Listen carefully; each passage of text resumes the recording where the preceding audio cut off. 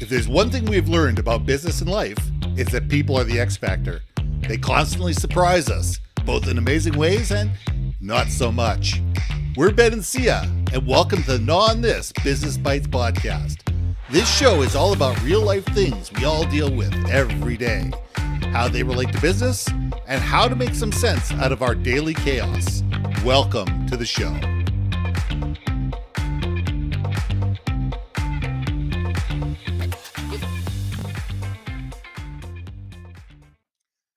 And welcome back to another episode of On This Business Bites.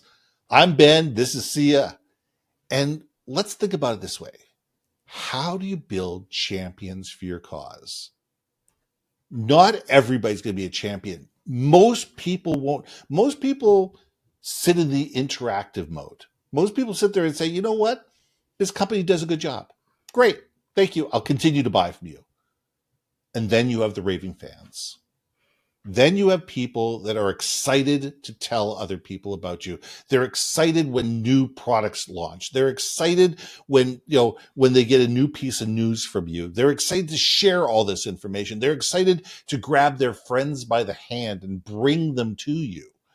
Those are your champions. Mm-hmm. Those are your number one customers. Those are the people that are incredible people to have in your life. I remember years ago, I had a client of mine. She was with an organization and she ended up going to Health Canada. She said when she got to Health Canada, she says, Ben, unfortunately, I can't do business with you anymore. She goes, and I went, oh, she goes, but I got something better. What we do is we fund the projects across Canada that you do. We don't buy them directly, but we fund this. I can introduce you when we're funding these projects to all the people as we're funding the projects. And she did. She brought me to conferences. She had me speak at conferences. She had me sit in her booth a few times. It was an incredible relationship. And over 15 years, I have 300 plus people that I've met because of Shirley. And she told everybody, if you're doing anything to do with smoking cessation, alcohol awareness, or drug addiction promotion in Canada, you need to talk to Ben. And I've literally had her grab my hand, grab somebody else's hand, and say those exact words. She was a champion. And those things take time to foster. It's about building trust. It's about building understanding. It's understanding what do they need to succeed. That's the key thing. What do they need to succeed? What do they need to be excited? What do they need to feel like they're on the inside? What do they need to be the person that feels that they're behind the velvet rope and they are the ones getting the white glove treatment? Because you can't do it for everybody. It's impossible to do it for everybody, but there are those few people, and it may be 10, it may be 100, it may be 1,000, but those few people who can sit there and say, yeah, I am on the VIP list. I'm the one who actually gets treated like a VIP. It's not just a membership card. It's what I get when I have the membership card. And those are the people you need to foster the relationships with. Those are the people you need to embrace. Those are the people, when they bring you people that they trust, you need to treat those people like gold, because it's their reputation on the line with this person because they brought them to you. And we need to think about that. How do we build those champions? And every business is different. Syya, let's on this. Talk about Disney. Disney is a perfect sample of this. Well, because guys, it's like anything. If you can create an emotional connection to something, you're going to have someone that's going to. And it's funny. I talked about this on another podcast. You're going to have nostalgia for that emotion, and if you can associate yourself for that memory and that positive emotion tied to that memory, right? Because negative memories do exist, right? It's a slam dunk. Yeah. The thing is yes, 100%. you need to listen to whomever you're working with because you're trying to solve their needs, right?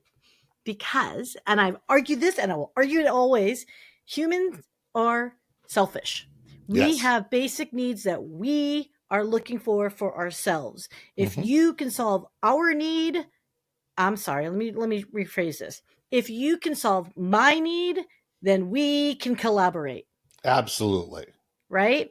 It does feel a little one-sided at times, but at the same time, all relationships are, ebb and flow where it goes back and forth. But the transaction is still very, and I hate to say it, very stark. I have a need, you can solve my problem, then we can do it together, right? Correct. So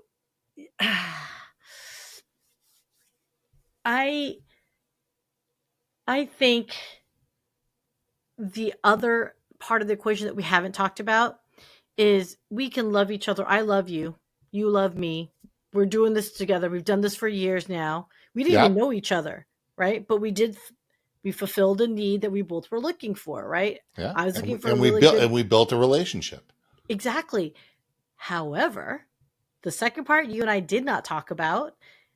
Do you remember early on in our conversations of doing this? We're like, let's give it a quarter. Absolutely. And then the new year came around and we're like, let's do another quarter. Let's see if Yeah. this makes sense for us, right? Fast forward, it's almost 3 years now. We're going on year 3. Yep. And this is the second part of the equation that we don't talk about: execution. Just because we can solve a quote need, fill in a gap, solve a problem, whatever, if you can't execute, that you and me don't become we. It's a we for now And problem. and execute over and over and over and over again. That's the idea, right? And I think, and sometimes you're not going to be able to execute. I think it goes back to a previous conversation. We were talking about customer experience. Right. Sometimes you're going to, as a provider, you're going to fall on your face and go, oh, snap on crackers. We said we deliver this. We couldn't meet those objectives for Yeah. whatever reason, and explain why you couldn't. On the But it's flip how you side, it's how you deal with it that keeps a champion from becoming an enemy. and I think that's where as a client too is, yeah, you're gonna have disappointments just like all relationships, but if you can Hmm. overcome it and be like, oh, they done messed up, Ron.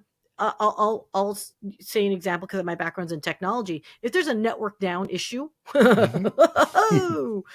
you'll be surprised how quickly the attention gets on there. Okay, the Oh fact that yeah. a network went down, as you always like to text me back when I'm all frustrated, excrement happens. Yes, it But how does. do we resolve it from here on out? Can we fix it? Is it fixable? Is it really that enormous of a problem? I mean, in the grand scheme of things, Yeah. right?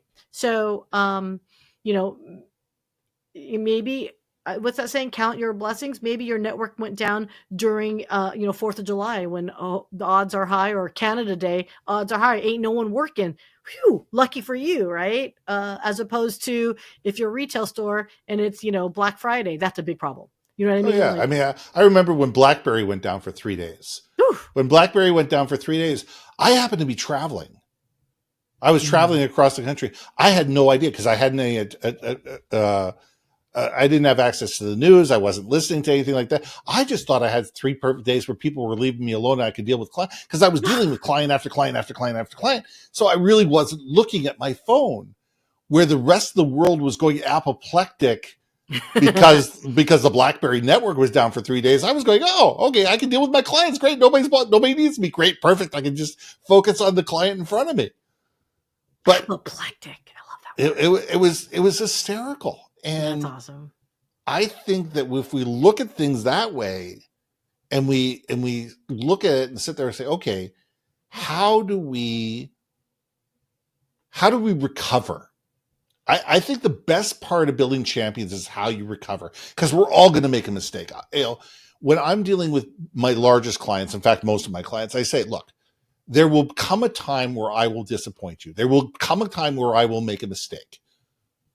I will guarantee you 2 things. One, I will never shirk responsibility, and you will always be able to get a hold of me, and I will help fix it.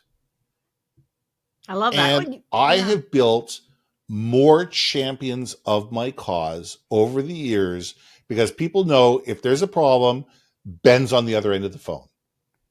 If I call Ben, if he doesn't get back to me, if he doesn't pick up the phone, he's back to me in half an hour because he's probably in a meeting. And I'm the kind of guy that says, okay, how do we fix it? Yes. And, I've had problems cost me 10 grand. I wasn't happy about it. I wasn't ecstatic about it, but it made me a $10 million client. I love it. Yeah, no, it's one thing. Okay, so excrement happens, right? Mm-hmm. I like the fact that, a good long-term relationship is when you can literally say, I disagree with you. I'm going to disagree with you. I think that's the hardest. I think that's the hardest step is things are going well. Maybe there's a suggestion of going in a certain direction, etc. Right? But to be able to say, don't think that's the right plan. Mm-hmm. Don't think that's the right idea.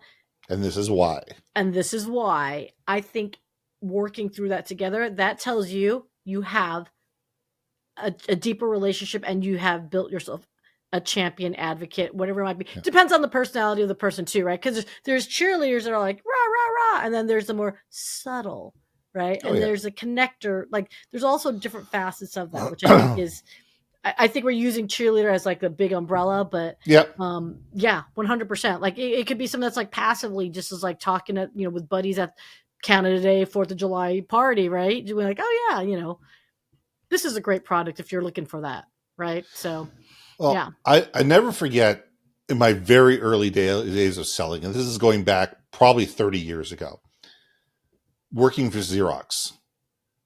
Xerox training is some of the best training you'll ever get in your life in terms of customer service and customer relationships.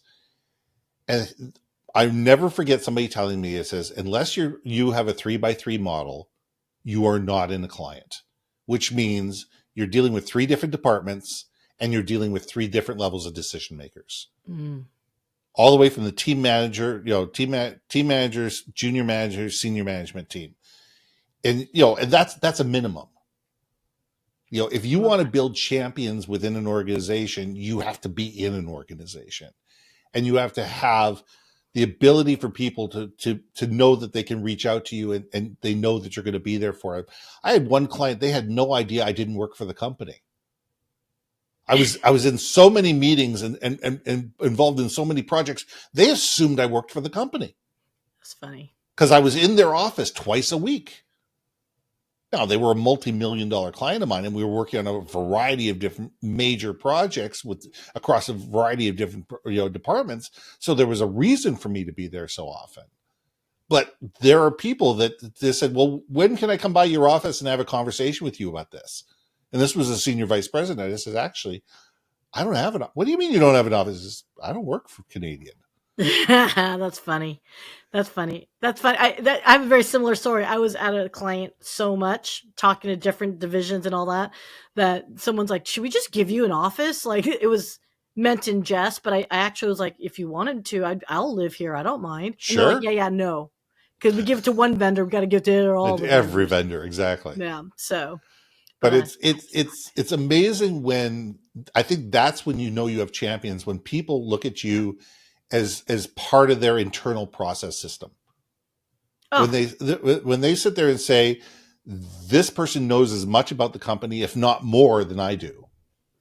This person understands our mission, our vision, our goals, and is working with us to be able to solve our problems on a daily, weekly, monthly, yearly basis.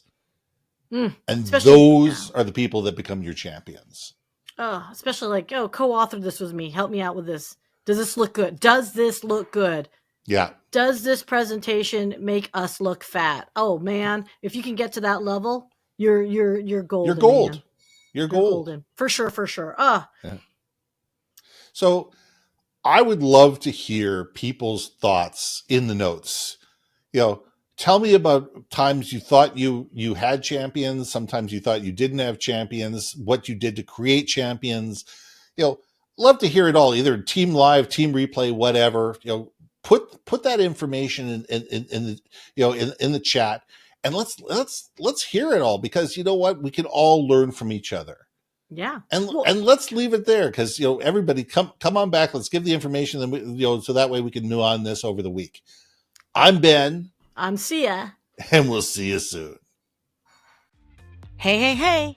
Thanks for listening to another episode of Not on This Business Bites. If you liked what you heard, we most humbly ask that you like, share, and hit that subscribe button.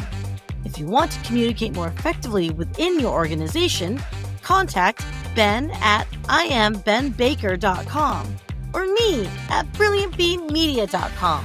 We can help you build your community, brand awareness, and personality through digital content and podcasting. We cannot wait to hear from you. See you next week for another episode of Not on This Business Bites.